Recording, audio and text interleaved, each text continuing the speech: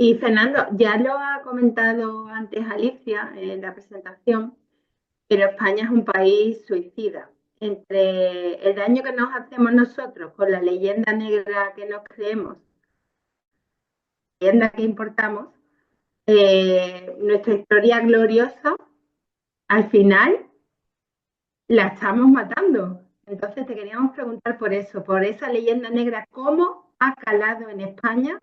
Tanto ya te digo, desde dentro como desde fuera. Bueno, eso, pues sí, lo que demuestra verdaderamente es que desde hace, yo diría que eso entra en España a lo largo del siglo XVIII con el cambio de dinastía, en donde los españoles empiezan a asumir algunas de las peores cosas que se dicen sobre ellos. Y como digo, es pues para culpabilizar a los Habsburgo, a los Austrias, de cómo había venido España a menos desde los primeros reinados, fundamentalmente Carlos I y Felipe II, después de los Reyes Católicos, y habían terminado los Austrias menores pues en la segunda mitad del siglo XVII, básicamente a partir de 1640 había terminado España pues en fin, en una situación que le había abocado a que el último de los reyes, de Carlos II, pues no tiene descendencia y en fin, aboca al imperio al imperio, a la monarquía hispánica a un desastre, ¿no? Pero sobre todo el efecto de esa, digamos, asunción de la leyenda negra es particularmente grave en el siglo XX, ¿no? Y claro, ¿qué es la leyenda negra? Pues la leyenda negra es propaganda de guerra.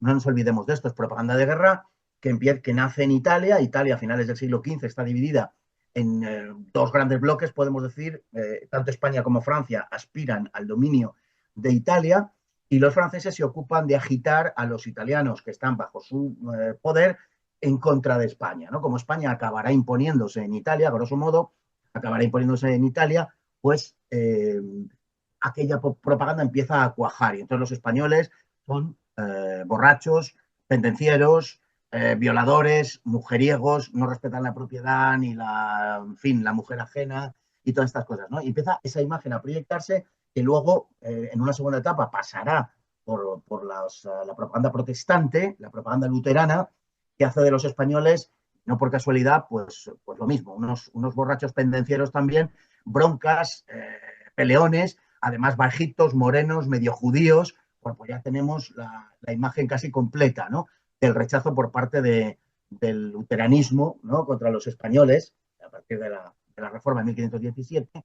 Recordemos además que era bastante frecuente acusar a los españoles en Europa en aquel momento de ser judíos, de ser semitas. Erasmo de Rotterdam rechaza venir a España porque dice que es un país de judíos y existía la conciencia o la creencia de que los españoles pues éramos todos medio judíos, por lo visto. Como además Lutero era muy antisemita, muy antijudío, pues eso de acusar a los españoles de judíos evidentemente tenía una intencionalidad muy clara.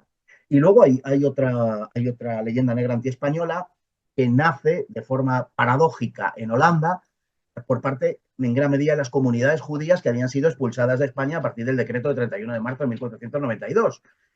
Y, o sea, que por un lado nos llaman judíos y por otro lado nos acusan de expulsar a los judíos. En fin, bueno, pues los holandeses nos acusan de esto y elaboran otra parte de la leyenda negra. Los ingleses, que todavía no son los ingleses del siglo XVI, se hacen eco de todo este tipo digamos, de acusaciones y lo peor de todo es que los propios españoles en América, a partir de las denuncias de Montesinos y de Bartolomé de las Casas del comportamiento de los encomenderos en la española, en la española, pues a partir de ahí acusan a España, en fin, pues de maltratar a los indios, de reducirlos a la esclavitud, de matarlos, de explotarlos de forma cruel e inhumana, cuando todo eso se dio puntualmente, porque es inevitable y forma parte de la naturaleza humana, pero no era desde luego la política española, ni fue la política española en absoluto en América, todo lo contrario. Bueno, pues eso es lo peor, esa interiorización por parte de los españoles de la leyenda negra y el que una de las patas principales de la leyenda negra, que es la de España en América, haya sido asumida por nosotros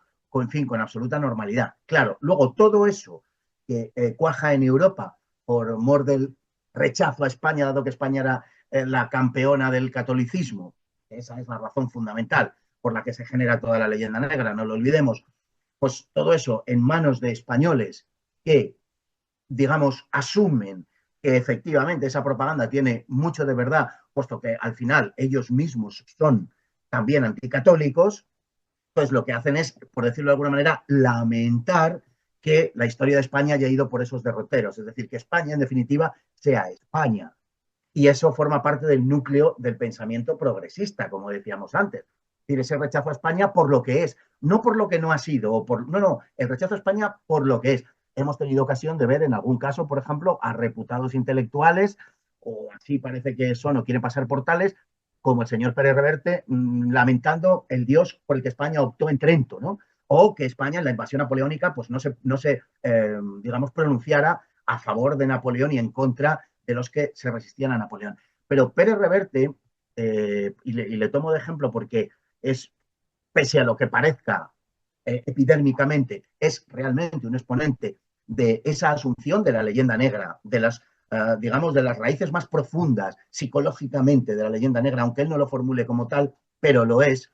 Pérez Reverte lo que asume, por ejemplo, cuando dice que España debería haber aceptado la ilustración, Napoleón, la invasión napoleónica, porque nos había traído las luces, etcétera, etcétera, además de desconocer la historia de los reinados de Carlos III y Carlos IV, además de eso, es que lo que pone de manifiesto es que rechaza, por decir así, lo que es propiamente España, porque, claro, a Napoleón no se le rechaza por francés, o al menos no completamente por francés, sino se le rechaza porque el pueblo español, que es honda y profundamente católico, entiende que es un anticristo y así le denomina.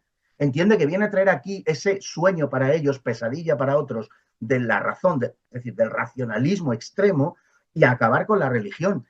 Porque los franceses nos invaden en 1808, pero los franceses nos volverán a invadir, recordémoslo, en 1823, cuando entran los 100.000 hijos de San Luis. Y contra los 100.000 hijos de San Luis el pueblo español no se subleva.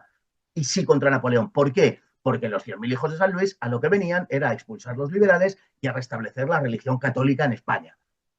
Entonces, la diferencia de las dos rebeliones, del año 8 al año 23, la diferencia que hay entre una y otra, que son apenas pues, 15 años, por tanto estamos hablando de los mismos españoles, la diferencia es que a Napoleón se le rechaza porque viene a terminar con la identidad española, que es la identidad católica y, lógicamente, con la libertad de los españoles. Entonces, esa es la razón. Y entonces, el señor Pérez Reverte, pues, lógicamente, como él cree que el catolicismo es un horror y un error de la historia de España, pues rechaza todo eso y se apunta a ese hardcore, diríamos, progre, porque en el fondo es el pensamiento duro del fin progresista en España. Bueno, pues para decirlo en dos patadas, eso sería un poco lo que el núcleo de la cuestión, ¿no?